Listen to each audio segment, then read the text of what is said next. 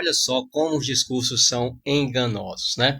Veja esse vídeo aqui do Rodrigo Silva e ele vai tentar argumentar sobre a questão de por que Jesus não curou todos, né? Que ele poderia ter curado e só curou alguns, por exemplo, realizou milagres em alguns. Primeiro, eles questionam sobre milagres, né? Sobre curas, e aí vem essa pergunta. Vamos lá. Você entendeu? Então, em que sentido que o milagre é provado? Aí vem aquela pergunta, né? Tudo bem que ela é... Por que teria escolhido aquela pessoa? Vamos supor que Deus ele é todo poderoso, tal, não sei o que, e gosta de todo mundo. Por que em vez, não salvou todo mundo que estava naquele hospital, por exemplo? Vou piorar a sua pergunta. Então, o Rodrigo vai tentar argumentar, mas veja só, a pergunta já é em si falaciosa, né? Então veja que um ser que pode todas as coisas, como Deus, como Jesus no caso, evidentemente, ele poderia curar quem ele quisesse, né? Na hora que ele quisesse, e assim o fez quando esteve aqui. Simplesmente isso, né? Não, e depois, lá no final, ele vai tentar argumentar que isso seria uma injustiça. Veja só. Veja, então, como ele vai tentar argumentar. Então, a gente aprende pela Bíblia que nós estamos num parênteses. Você aprende pela Bíblia, né? Então, veja que é uma narrativa totalmente de um lado, né? E uma pergunta totalmente do outro lado, né? Então, todo argumento, ele é diferente. Não tem como você argumentar, né, dessa forma. Então, tudo que será colocado de um lado será visto e observado na ótica e no entendimento, na opinião daquele lado, né? Então, veja só, o início, a pergunta é falaciosa e os argumentos da resposta também o são.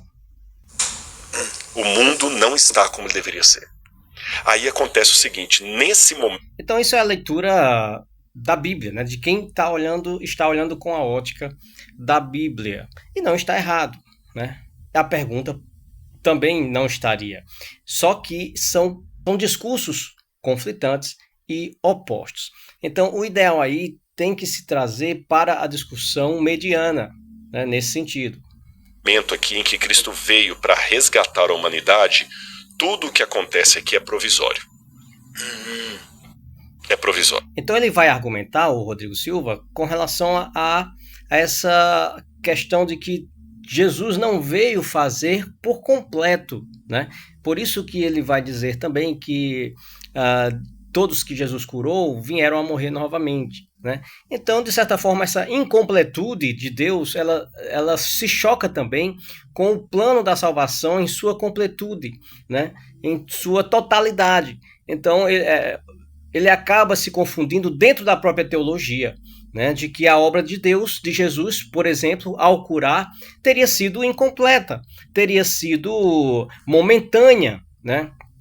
E não foi esse o foco de Jesus, não era esse curar. A cura, ele serve de sinal, algo que vinha a provar, né, chancelar quem Jesus foi, quem Jesus era, né? E se Jesus não salvasse ninguém, não curasse ninguém, seria o mais justo, não seria? Não, porque a gente ia se sentir completamente abandonado.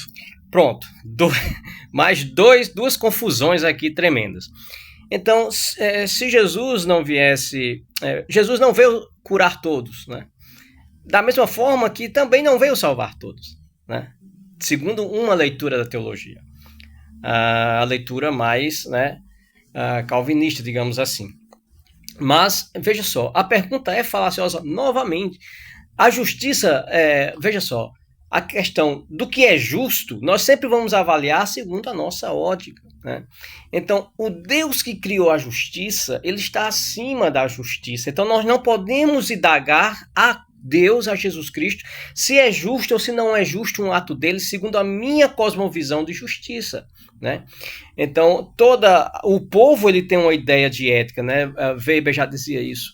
Nós temos uma ideia de justiça, mas quem está no poder tem outra ideia do que é justiça. Quem tem o poder da caneta, né? O juiz ele faz o que ele quer, na verdade. Ele vai argumentar qualquer besteira ali e vai assinar a sentença daquilo que ele acha que é correto, né? Você vai ter todos os argumentos pró e contra, prós e contra, né? Mas no final quem decide é o juiz, ele é o papel do juiz, né? E ali naquele ato de decisão, muitas vezes ele está sobre até a justiça, né? Isso em termos humanos. Imagine Deus, que é todo poderoso. Então não se pode indagar sobre os atos de Deus se são justos ou injustos. Isso é uma pergunta falaciosa. E o Rodrigo vai na onda, né? Então a gente tem que aprender a cortar esses discursos pela raiz, né? Então não se pode, você vai ter que ir na pergunta da pessoa, da pergunta do seu oponente discursivo e simplesmente questionar a própria formulação da pergunta, questionar os termos da pergunta, os conceitos da pergunta, se cabem ou não na figura daquilo que está sendo colocado, por exemplo, no caso aí de Jesus. Ele não dá sinal nenhum que ele esteve aqui. Se ele cura alguns, ele mostra, calma que eu tô aí. Então por que ele não cura todos? Então isso. Se ele não cura ninguém, não dá sinal. Se ele cura alguns, né? Aí vai perguntar por que não cura comparação que você vai entender. Vai tentar argumentar. Uma vez eu viajei para Israel guiando um grupo. Aí vai falar um exemplo. E que dava para levá-lo. Deixa eu adiantar aqui. Um provisório. Para você aguentar a viagem. Mas ele vai colocar a questão daquilo que é provisório, né? Então Jesus fez um ato provisório com relação a curar alguns, mas não responde à pergunta. Esse ato provisório é justo ou não, né? Então ele não responde à pergunta, mas a pergunta também é mal feita, é uma pergunta falaciosa. Mas se é justo ou não, tá? E você não tem que perguntar se é justo ou não para Jesus, porque cremos na figura de Jesus como um Deus e como aquele que pode todas as coisas e fazer todas as coisas. Então, pode não ser justo na minha visão, na minha ótica, mas na visão de Cristo. E outra coisa, essa justiça parte do pressuposto de quem chegou a ele com fé, recebeu a cura. Então, nem todos estavam aptos a receberem a cura, como hoje nós também não estamos. Nem todos estão aptos a receber aquilo que Deus tem a apresentar, porque depende do ato, da resposta, né, do passo de fé do ser humano. Então, por que ele não curou a todos? Porque há uma exigência divina de que haja uma contrapartida humana. Mas independente disso, o que é justo ou não, só cabe a Deus, e não a nós questionarmos, né? Eu estou invalidando isso? Sim, né? Não tenho problema nenhum em atribuir toda a autoridade de justiça ou não a Deus. Muitos atos de Deus na Bíblia parecem injustos para nós, né? Parecem muito injustos para nós, mas que na verdade são atos dentro da eternidade de Deus, né? Do beneplácito da vontade de Deus. É simples de responder. Aí vem argumentar fazer um argumento totalmente falacioso também, né? De que Jesus fez atos provisórios. Quando chegar no Brasil, troca pelo permanente. O cara ficou feliz na viagem, pegando uma coisa provisória e tornando permanente. Aí ia dar galho. Tanto é que na Bíblia os milagres de Jesus não foram definitivos. Jesus não tirou Lázaro da morte para sempre. Lázaro morreu depois de outra coisa. Todo mundo que Jesus ressuscitou depois morreu de outra coisa. Então, atos pontuais de Deus não querem dizer que eles não eram eficazes e também definitivos no ato em si, né? Então, Jesus ressuscitou Lázaro, ressuscitou por completo. Mas ressuscitar não quer dizer que que o cara vai viver para sempre, né? Então, isso não quer dizer que não foi permanente o ato, percebe?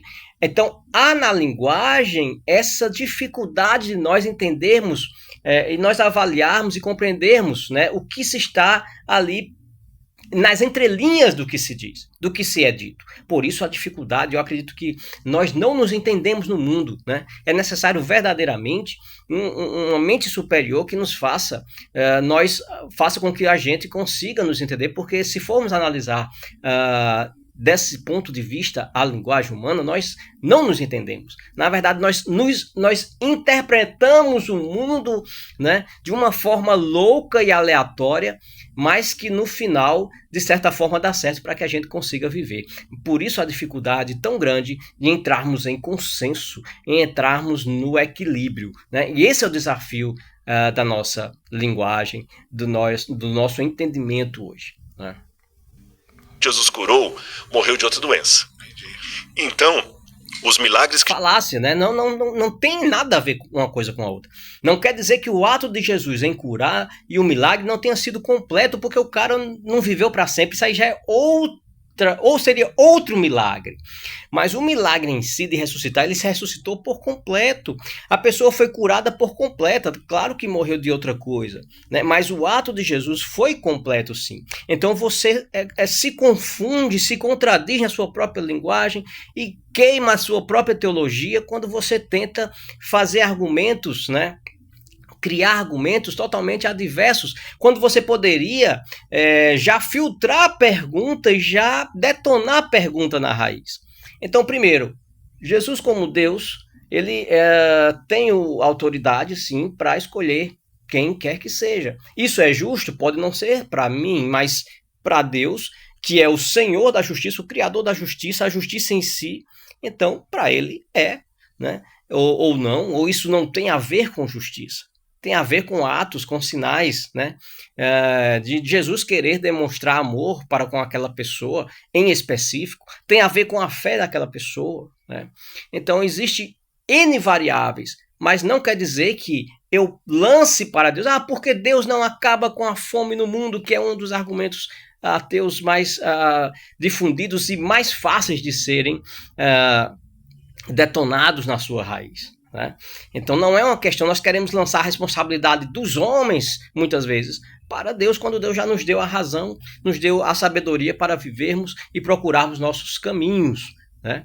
Então, tudo isso se faz necessário um exercício da linguagem, um exercício dos conhecimentos, uma junção de muitos conceitos, de muitas variáveis teóricas, para podermos, então, chegar a compreender um pouco, né, dessas coisas. Mas no discurso ping-pong, que eu abomino, né, que é o que as pessoas mais fazem hoje, isso cai por terra, se tornam discursos pequenos e falaciosos. Então, nem as perguntas foram perguntas dentro dessa contextualização, muito menos as respostas que foram dadas. Só se complicaram mais dentro da teologia e as perguntas cada vez mais infantis, neste sentido, ok? Deus abençoe. Vamos seguir aqui estudando teologia e filosofia.